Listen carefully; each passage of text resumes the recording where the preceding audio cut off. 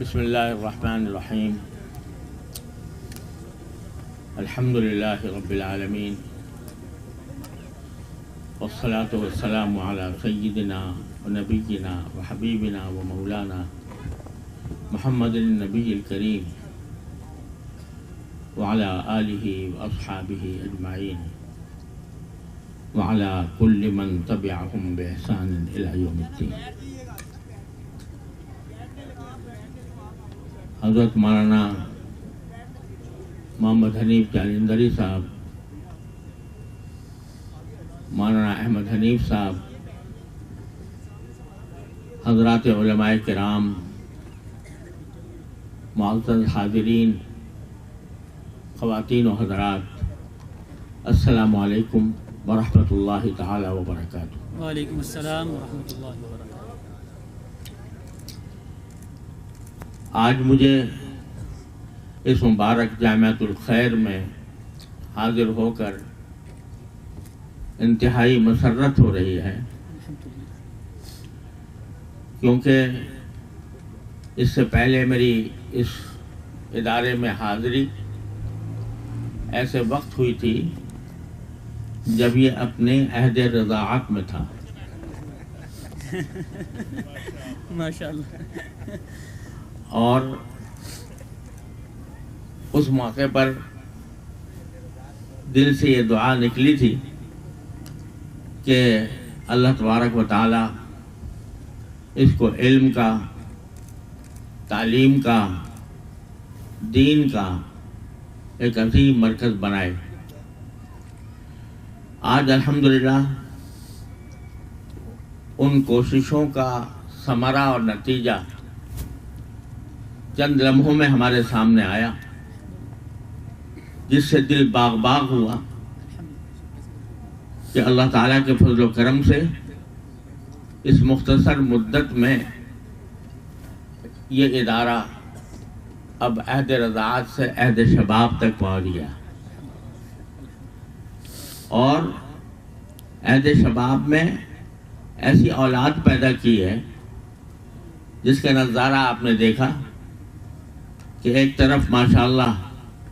وہ قرآن کریم کے حفظ کی دولت سے مالا مال ہیں، اور دوسری طرف جن کو عصری مضامین کہا جاتا ہے اس میں بھی اللہ تبارک و تعالیٰ نے ان کو تکمیل کی توفیق بخشی ہے، اور دنیا کے مشہور جو کیمبرج سسٹم ہے، انگلش میڈیم کے تحت ان حضرات نے تعلیم حاصل کی ہے۔ ابھی کچھ دن ہوتے ہیں کہ مجھ سے ایک حکومت کے ایک بڑے ذمہ دار سے میری ملاقات ہوئی۔ بعض صوبوں میں الحمدللہ قرآن کریم کی تعلیم لازم کی گئی ہے، اور یہ بہت خوشائند اقدام ہے جو در حقیقت 14 اگست 1947 ہی کو ہو جانا چاہیے تھا۔ اس میں بڑی تاخیر ہوئی، لیکن بعض صوبے ایسے ہیں کہ جنہوں نے ابھی تک اس کی طرف قدم نہیں بڑھایا۔ میں ان سے بات کر رہا تھا کہ آپ اس کو جلد از جلد خود اپنے صوبے میں بھی اس نظام کو نافذ فرمائیں، اور بچہ جب میٹرک تک پہنچے تو میٹرک تک پہنچنے سے پہلے پچھلے پرائمری کے 5 سالوں کے اندر کم از کم ناظرہ قرآن اس کا پورا ہو جائے۔ تو وہ کہنے لگے کہ دوسرے مضامین کے ساتھ قرآن کریم کی 5 سال میں تعلیم بہت مشکل معلوم ہوتی ہے۔ میں نے عرض کیا کہ آپ کے سرکاری وسائل کے ساتھ آپ کو یہ 5 سال میں ناظرہ قرآن پڑھانا مشکل معلوم ہوتا ہے، آپ ہمارے اداروں میں جائیے جو مدارس دینیہ نے قائم کیے ہیں۔ یہ اللہ تعالیٰ کا کرم ہے کہ مدارس دینیہ نے کوئی جہت ایسی نہیں چھوڑی جو امت کی ضرورت ہو، اور اس کو مدارس دینیہ نے کسی نہ کسی شکل میں پورا نہ کیا۔ ماشاءاللہ الحمدللہ۔ یہ کام جو در حقیقت حکومتوں کا تھا کہ وہ نظام تعلیم ایسا قائم کرتے کہ جب بچہ تعلیم مکمل کرتا تو وہ ایک طرف قرآن کریم کا حامل ہوتا، قرآن کریم کا عامل ہوتا، اور دوسری طرف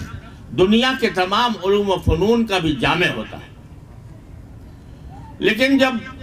سارا سال تک حکومت کی طرف سے یہ ضروری اقدام نہ ہو پایا تو مسلمانوں نے، مدارس دینیہ نے، جو در حقیقت ایک اختصاصی ادارے تھے علوم دین کے لیے، انہوں نے دیکھا کہ جب دوسری جگہ کام نہیں ہو رہا ہے تو خود مدارس دینیہ نے ایسے اسکول قائم کرنے شروع کر دیے جس میں اسلامی تعلیمات معتمد طریقے سے اور اچھے معیار پر پڑھائی جائیں۔ یہ ہمارے ہاں کا عجیب صورتحال ہے کہ جو کام حکومت کے ہوتے ہیں حکومت نہیں کر پاتی، عوام خود بخود کرنا شروع کر دیتے ہیں۔ ہمارے یہاں بجلی نہیں آتی، بجلی فراہمی جو حکومت کا کام ہے اس میں وہ قاصر رہتی ہے، لوگوں نے جنریٹر لگا رکھے ہیں۔ اگر بجلی نہیں آتی لوگوں نے سولر سسٹم لگا لیے ہیں۔ تو جب وہ بجلی کی روشنی فراہم نہیں کر پا رہے اور علم کی روشنی بھی فراہم کرنے میں ناکام ہیں، تو یہ نہیں چٹائی پر بیٹھنے والے ملاؤں نے،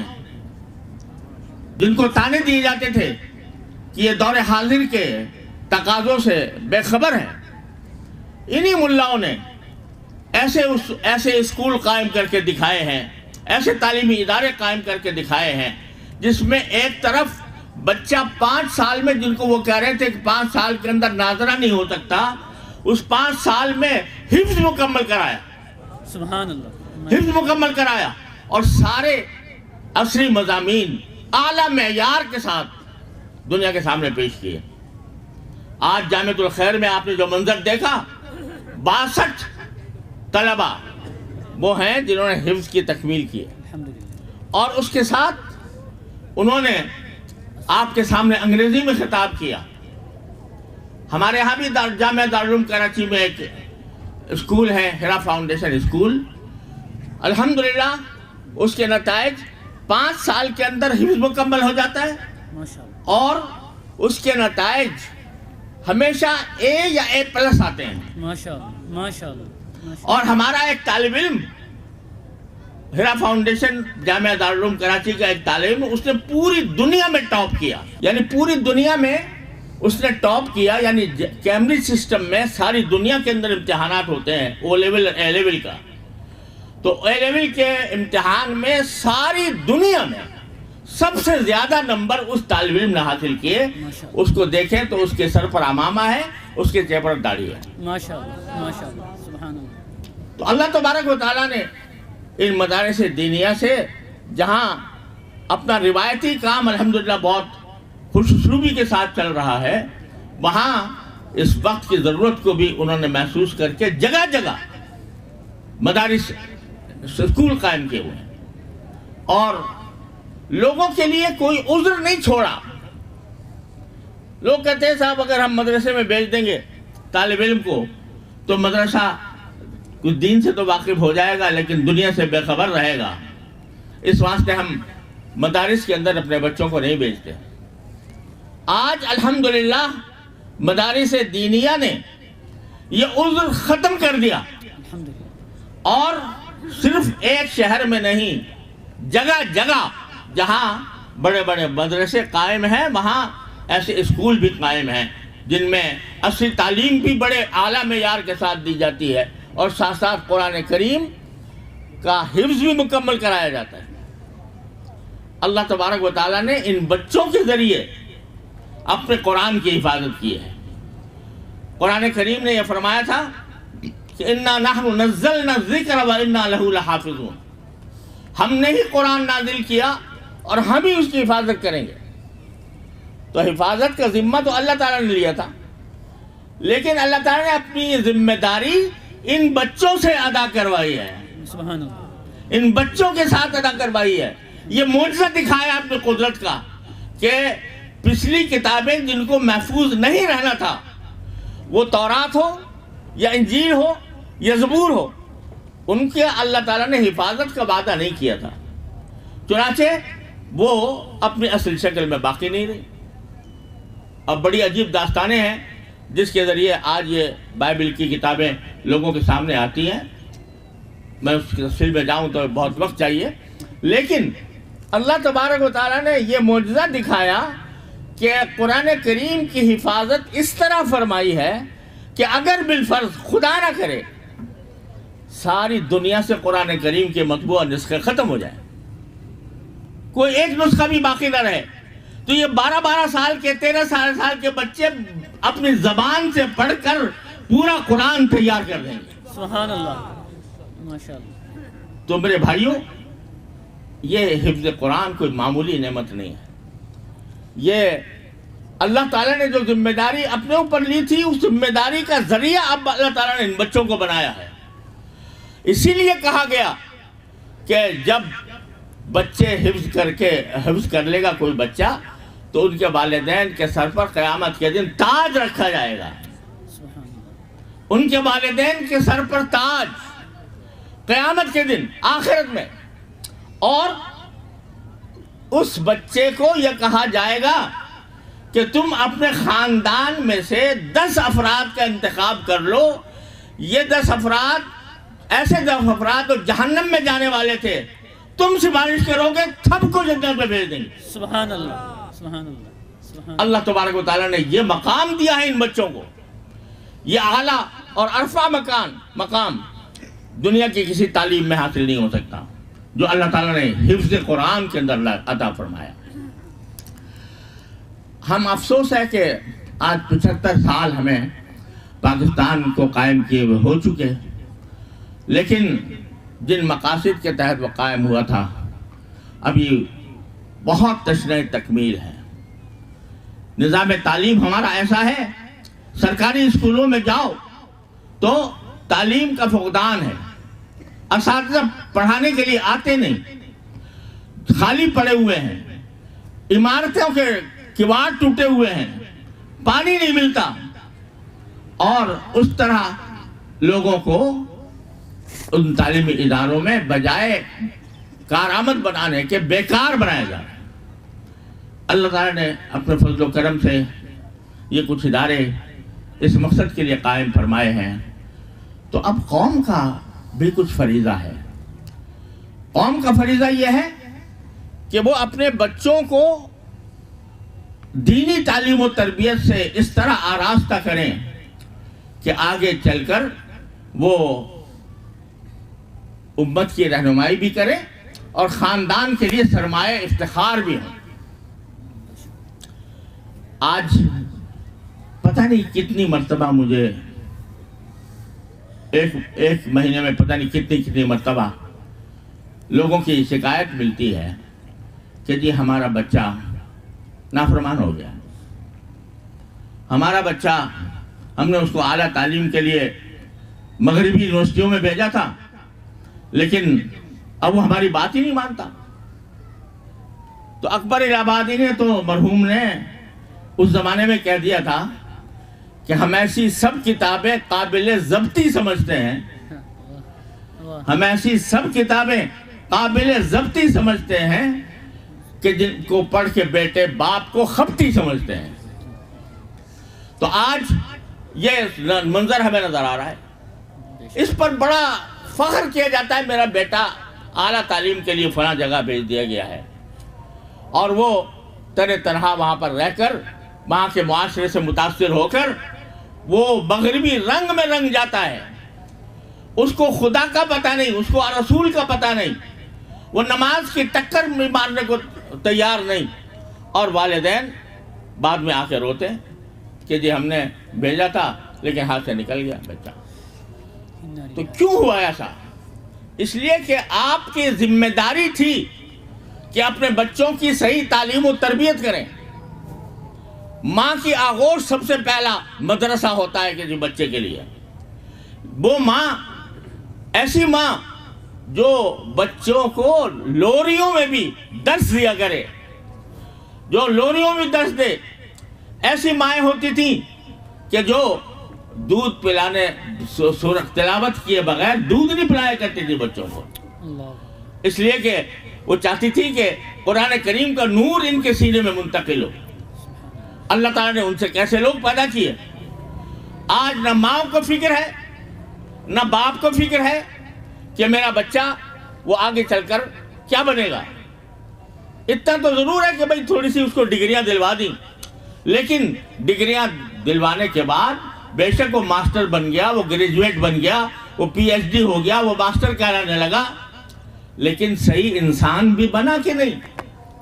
مسلمان بھی بنا کہ نہیں. یہ تصور ذہنوں سے اوجھل ہوتا جا رہا ہے. تو میرے بھائیوں اور بہنوں, یہ جو اجتماع ہوتے ہیں ویسے تو عام طور پر یہ سمجھا جاتا ہے کہ یہ رسمی نوعیت کا اجتماع ہے. اب مدرسے نے کچھ پیداوار کی ہے, اس کو اسناد دینے ہیں, اس کی ہمت افزائی کرنی ہے, اس کے لیے رسمی جلسے منعقد ہو جاتے ہیں. لیکن حقیقت میں یہ جلسے ایک پیغام ہیں پوری امت کے لیے کہ ان بچوں کی طرح اپنے بچوں کو بناؤ جو ایک طرف حفظ قرآن کی دولت سے مالا مال ہے اور دوسری طرف جو علوم کے دوسرے شعبے ہیں ان کے اندر بھی انہوں نے معیاری تعلیم حاصل کی ہے. یہ فکر جب تک ماں باپ کے اندر پیدا نہیں ہوگی اس وقت تک ہمارے معاشرے کے مسائل حل نہیں ہوں گے. حکومت بھی اسی کی مانتی ہے کہ جو عوام کا ایک ہجوم لے کر اور اس کے اوپر چڑھ جائے. ہمارے انگریز کے زمانے سے افسوس ہے کہ انگریز کے زمانے سے آج تک یہی طرز عمل آتا ہے کہ عقل اور دلیل کی بنیاد پر اگر کوئی بات ہم سے آ کر کہو وہ ردی کی ٹوکری میں ڈال دی جائے گی. لیکن اگر ہمارے ساتھ تم ایک مجمع لے کر آ جاؤ جو پتھر برسائے, جو سنگماری کرے, جو جلاؤ گھیراؤ کا کام کرے, جتنا تکڑا جوتا لے کر آؤ گے اتنا ہی تمہاری بات مان لی جائے گی. یہ ایک مزاج ہے جو انگریز کے زمانے سے چلا تھا اور افسوس ہے کہ آج تک قائم ہے. ہم آج جب اپنے دینی مدارس کے بارے میں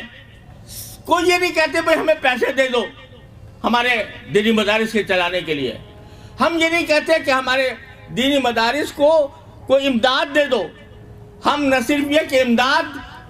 آپ سے مانگتے نہیں, اگر آپ دیں گے بھی تو نہیں لیتے, لینے کے لیے تیار نہیں ہے. صرف اتنی بات ہے کہ بھئی ہمیں رجسٹریشن کرا دو ایسے کہ جس کے بعد ہماری آزادی اور خود مختاری برقرار رہے. صرف اتنا مطالبہ ہے. لیکن یہ مطالبہ مولانا حنیف جالندری پوری تاریخ ہے اس بات کی کہ کون سے سن سے یہ گفتگو آپ کی چلتی رہی ہے. 1980 سے سن 1980 سے بیٹھتے ہیں, معقولیت سے بات کرتے ہیں, دلائل دیتے ہیں,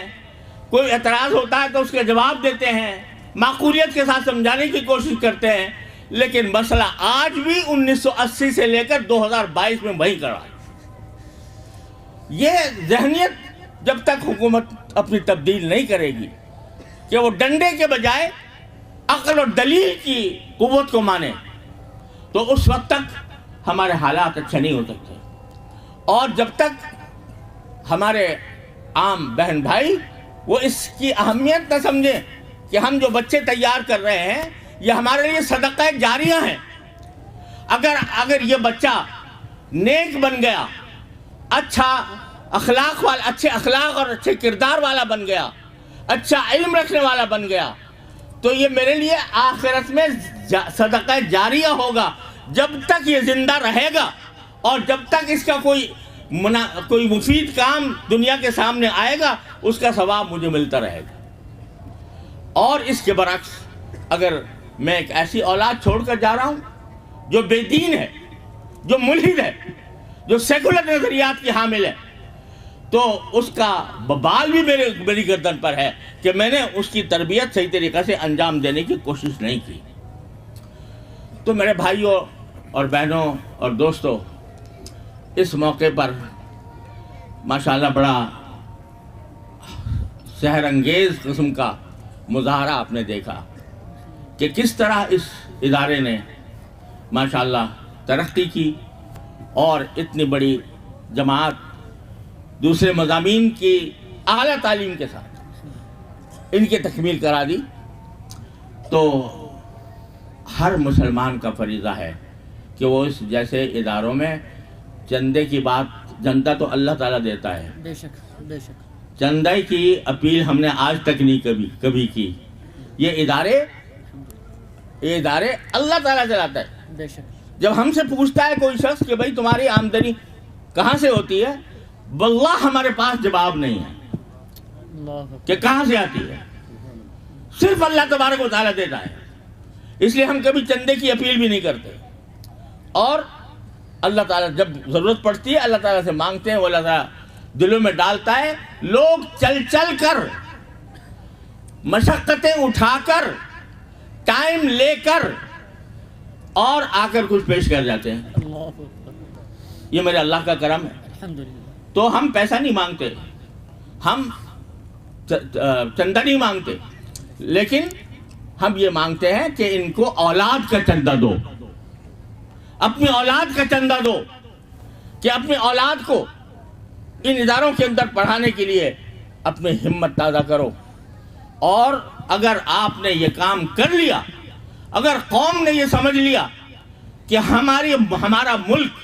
ہماری قوم، ہماری ملت وہ اس کے بغیر ترقی نہیں کر سکتی، جبکہ ہم اپنے بچوں کو ٹھیک دینی تربیت کے ساتھ اعلیٰ تعلیم دلوائیں، اس وقت تک ہمارے ملک کے حالات بدل نہیں سکتے۔ بے شک، یہ کیسی افسوسناک بات ہے کہ اعلیٰ عہدوں پر پہنچ کر، وزارتوں اور حکومتوں پر پہنچ کر قل واللہ بھی لوگ صحیح نہیں پڑھ سکتے۔ پوچھا گیا قل واللہ پڑھ لو تو نہیں پڑھا گیا۔ تو بھائی یہ اس قدر افسوسناک صورتحال ہے، اور اصل کا کام تو یہ حکومت کے کرنے کا تھا، لیکن الحمدللہ یہ ادارے یہ بیڑا لے کر اٹھے ہیں۔ اللہ تعالیٰ ان کو کامیابی سے ہمکنار فرمائے۔ میں اس موقع پر اس پیغام کے ساتھ حضرت مولانا محمد حنیف جالندری مدظلہ کو اور ان کے ہونہار اور فاضل صاحبزادے مولانا احمد حنیف کو، جنہوں نے اس ادارے کا اہتمام سنبھالا ہوا ہے، تہہ دل سے مبارکباد پیش کرتا ہوں، اور دعا کرتا ہوں کہ اللہ تبارک و تعالیٰ ان کو صدق و اخلاص کے ساتھ دین اور دنیا کی خدمت کے لیے اس ادارے کو مزید ترقی دینے کی توفیق عطا فرمائے، اور اس کو دن دونی رات چوگنی ترقی حاصل ہو، اور یہاں آ کر قوم کے افراد، قوم کے فرزند وہ پکے اور سچے مسلمان بن کر جائیں۔ اب تو مسلمان ہونا دوسری نمبر پر بات ہے، انسان بننا بھی، انسان بننے کا بھی قحط ہو گیا ہے۔ آج دیکھو ہماری جو ملت کے رہنما ہیں، وہ کیسی زبان بول رہے ہیں،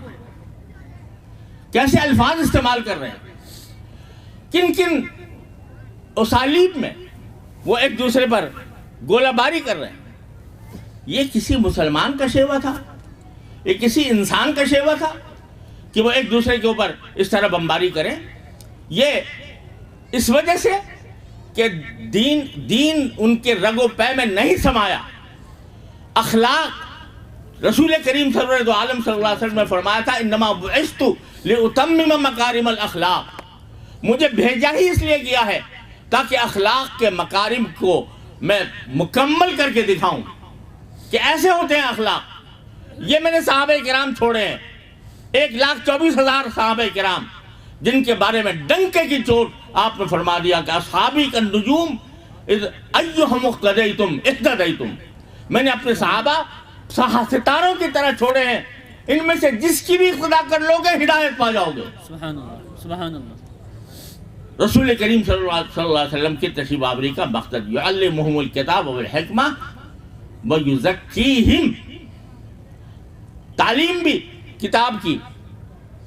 قرآن کریم کی، بلکہ 4 مقاصد بیان فرمایا، یتلو علیہم آیاتہ وَيُعَلِّمُهُمُ الْكِتَابَ وَالْحِکْمَةَ وَيُزَکِّیہِم۔ تلاوت کرنا قرآن کریم کی آیات کی نبی کریم صلی اللہ علیہ وسلم کا پہلا منصب تھا، تلاوت۔ یہ جو آج لوگ کہتے ہیں کہ بغیر سمجھے تلاوت کرنے سے کیا فائدہ، طوطے مینا کی طرح رٹا دیا گیا، وہ معنی سمجھتے نہیں تو فائدہ کیا ہے؟ یہ قرآن کریم سے اور نبی کریم صلی اللہ علیہ وسلم کے مناسب نبوت سے جہالت اور غفلت کی دلیل ہے۔ بے شک آپ کا پہلا منصب یہ بتایا کہ لوگوں کے سامنے آیات تلاوت کریں، اور حکم دیا فَإِذَا قَرَأْنَاهُ فَاتَّبِعْ قُرْآنَهُ۔ جب جبریل امین آپ کے پاس قرآن کریم کی تلاوت کریں تو آپ انہی کی تلاوت کے طریقے پر آپ بھی تلاوت کریں، جس سے علم تجوید پیدا ہوا، قرآن کریم کو صحیح طریقے سے پڑھنے کا۔ دنیا کی کسی ملت میں، کسی قوم میں علم تجوید کی کوئی نظیر آپ کو نہیں ملے گی۔ کوئی علم، کوئی زبان، اس میں کوئی ایسا علم نہیں ہوتا جو یہ کہے کہ بھلے اے کہاں سے نکلے گی اور بی کہاں سے اور سی اور ڈی کہاں سے نکلے گی، اور اس کا مخرج کیا ہوگا اور اس کی صفات کیا ہوں گی۔ یہ اللہ تعالیٰ نے قرآن کریم کی حفاظت کے لیے اور فَاتَّبِعْ قُرْآنَهُ کی تعمیل کے لیے علم تجوید کی بنیاد ڈالی، جس سے کہ آج الحمدللہ قرآن کریم صحیح پڑھا جاتا ہے۔ یہ بذات خود یہ نعمت ہے، بذات خود ایک نیکی ہے، اور اس کے ایک حرف پڑھنے پر 10 نیکیاں اللہ تبارک و تعالیٰ لکھتے ہیں۔ تو یہ تھا۔ پھر یعلمہم الکتاب الگ، تلاوت الگ، اور کتاب اللہ کی تعلیم الگ، یعنی وہ الگ مقصد ہے، اور کتاب اللہ کی تعلیم یعنی اس کے مضامین کو ذہن نشین کرانا الگ مقصد ہے۔ پھر وہ بھی کافی نہیں، حکمت بھی سکھائی رسول کریم صلی اللہ علیہ وسلم نے، جسے بتا دیا کہ حکمت اور عقلی اعتبار سے اگر کسی چیز کا جائزہ لینا ہو تو معیار صرف رسول اللہ صلی اللہ علیہ وسلم کی ذات ہے۔ جو آپ فرمائیں وہ حکمت ہے، کوئی اور فلسفی آ کر کوئی اور فلسفہ لے کر آئے وہ حکمت نہیں ہے۔ حکمت وہ ہے جو نبی کریم سرور عالم صلی اللہ علیہ وسلم لے کر تشریف لائے، وَيُعَلِّمُ الْكِتَابَ وَالْحِکْمَةَ۔ اور پھر اس پر بھی اکتفا نہیں، تلاوت بھی سکھا دی، کتاب اللہ کی تعلیم بھی دے دی، اس کا مطلب بھی سکھا دیا، حکمت کی باتیں بھی سکھا دی۔ یہ بھی کافی نہیں، وَيُزَکِّیہِم، اور ان کے اخلاق کو پاک صاف بنائے۔ یہی 4 چیزیں ہیں جو ہمارے مدارس اور اسلامی اسکول جن فرائض کو ادا کر رہے ہیں، وہ الحمدللہ یہ 4 چیزیں ہیں۔ اس کی اہمیت سمجھنے کی ضرورت ہے۔ اللہ تبارک و تعالیٰ اپنے فضل و کرم سے ہمیں صحیح راستے پر رکھے اور ان اداروں کو مزید ترقیات ظاہری اور باطنی عطا فرمائے۔ میرا پیغام ماشاءاللہ جو مسلمان حضرات موجود ہیں ان کے لیے یہی ہے کہ وہ آپ اپنے بچوں کی فکر کریں۔ یا ایھا الذین آمنوا قوا انفسکم واہلیکم نارا، اے ایمان والو اپنے آپ کو بھی جہنم سے بچاؤ، اپنے گھر والوں کو بھی جہنم سے بچاؤ، تمہاری ذمہ داری ہے۔ اور ورنہ اگر تم نے یہ ذمہ داری ادا نہ کی، تم چاہے کتنے پاک باز ہو، تم چاہے کتنے نمازی ہو، صف اول کے پابند ہو، لیکن اگر تمہارا بچہ گمراہ ہو رہا ہے، غلط راستے پر جا رہا ہے، تمہاری گردن پکڑی جائے گی آخرت کے اندر۔ اللہ تعالیٰ اپنے رحمت سے ہم سب کو اپنی یہ ذمہ داریاں ادا کرنے کی توفیق عطا فرمائے۔ میں تہہ دل سے مبارکباد پیش کرتا ہوں حضرت مولانا محمد حنیف جالندری صاحب کو، ان کے ہونہار صاحبزادے فاضل صاحبزادے مولانا احمد حنیف کو، جن کا حسن انتظام ہمیں اس وقت نظر آ رہا ہے۔ اللہ تعالیٰ ان کی عمر میں، علم میں، عمل میں برکتیں عطا فرمائے، اور ان کاموں کے اندر صدق و اخلاص کے ساتھ آگے بڑھتے رہنے کی توفیق عطا فرمائے۔ اور میں تمام اپنے جو حضرات یہاں پر تشریف فرما ہیں ان سب کا شکر گزار ہوں کہ انہوں نے اس تقریب کو رونق بخشی۔ اللہ تبارک و تعالیٰ ان کو بھی بہترین جزا عطا فرمائے۔ وآخر دعوانا ان الحمدللہ رب العالمین۔ اللہم صلی وسلم وبارک علی سیدنا مولانا محمد کما صلیت وسلمت وبارکت علی ابراہیم وعلی آل ابراہیم انک حمید مجید۔ ربنا ظلمنا انفسنا وان لم تغفر لنا وترحمنا لنکونن من الخاسرین۔ ربنا آتنا في الدنيا حسنة وفي الآخرة حسنة وقنا عذاب النار اللهم انفعنا بما علمتنا وعلمنا ما ينفعنا اللهم انفعنا بما علمتنا وعلمنا ما ينفعنا یا اللہ یا رحمان یا رحیم یا کریم اپنے فضل و کرم سے ہمارے تمام گناہوں کو معاف فرما یا اللہ ہمارے تمام چھوٹے بڑے اگلے پچھلے خفیہ علانیہ ہر طرح کے گناہوں کو معاف فرما یا اللہ یا رحمان یا رحیم یا کریم اپنے فضل و کرم سے ہمیں اپنے اولاد کو صحیح تعلیم و تربیت دینے کی توفیق عطا فرما یا اللہ یہ ادارہ جو اسی مقصد کے لیے قائم کیا گیا ہے اللہ اس کو ظاہری اور باطنی ترقیات عطا فرما ان پر صدق و اخلاص کے ساتھ دین اور مسلمانوں کی خدمت کی توفیق عطا فرما ہر طرح کے شر سے اس کی حفاظت فرما حاسدین کے حسد سے نظر بد سے اے اللہ اس کی حفاظت فرما اور اللہ اس کو خالص اپنی رضا کے خاطر دین اور علم دین کی خدمت کی توفیق عطا فرما یا اللہ یا رحمان یا رحیم یا کریم ہمارے سارے مسلمانوں کو اپنے اولاد کی تعلیم و تربیت کی طرف متوجہ فرما یا اللہ یا رحمان یا رحیم ہمارا ملک اس وقت طرح طرح کے بحرانوں کا شکار ہے اقتصادی بحران بھی ہے سیاسی بحران بھی ہے اے اللہ ہم اپنی منزل سے بہت دور چلے گئے ہیں اور اس کی وجہ سے اے اللہ ہم مصائب کے عالم کا شکار ہیں یا اللہ یہ سب ہماری گناہوں کی سزا ہے یا اللہ ہماری مغفرت فرما دے یا اللہ ہماری شامت اعمال کو دور فرما دے ہمارے ملک کو ترقی اور استحکام عطا فرما اپنے اصل مقصد وجود کی طرف لوٹنے کی توفیق عطا فرما یا اللہ پاکستان کی حفاظت فرما یا اللہ پاکستان کی حفاظت فرما یا اللہ دنیا پاکستان کی اس لیے دشمن ہے کہ وہ اسلام کے نام پر قائم ہوا اس لیے دشمن ہے کہ وہ ایٹمی طاقت بن گیا اس کو یا اللہ اس کے اتحاد کو پارا پارا کرنے کی فکر میں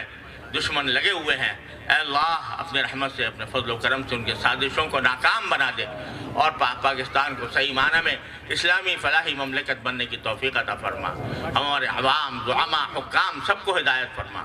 یا اللہ ہم سب کی ہدایت کا سامان فرما دے یا اللہ یا رحمان یا رحیم یا کریم اپنے فضل و کرم سے ہمارے تمام مسائل عافیت کے ساتھ حل فرما دے یا اللہ حضرت مولانا مفتی محمد رفیع عثمانی صاحب رحمۃ اللہ تعالی علیہ اور حضرت مولانا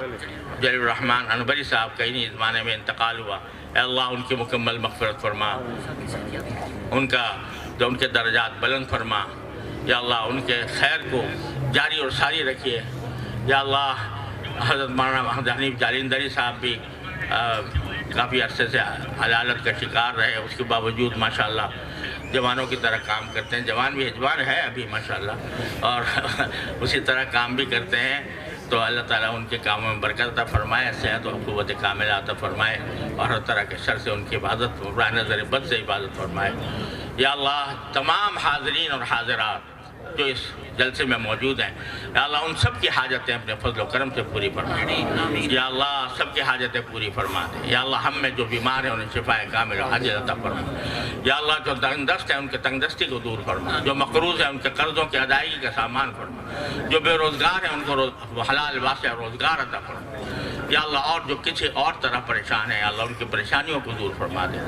اللہم ارحمنا اللہم ارحمنا اللہم اغفر لنا ورحمنا اللهم لا تدع لنا ذنبا الا غفرته ولا هما الا فرجته ولا دينا الا قضيته ولا حاجة من حوائج الدنيا والآخرة الا قضيتها ويسرتها يا ارحم الراحمين وصلى الله تعالى على خير خلق